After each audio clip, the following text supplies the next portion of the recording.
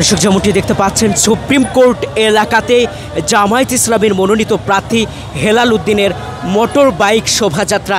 ইতিমধ্যে শত শত নেতাকর্মী কিন্তু মোটর বাইক শোভাযাত্রায় যুক্ত হয়েছেন এবং এই এলাকাবাসী যারা ভোটার আছেন তাদেরকে কিন্তু তাদের সাথে শুভেচ্ছা বিনিময় করছেন জামায়াত মনোনীত প্রার্থী হেলাল উদ্দিন।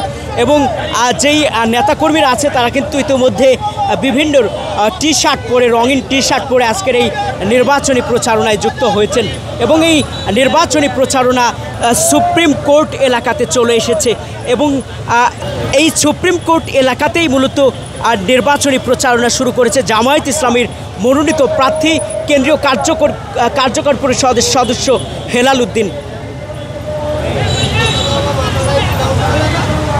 আপনি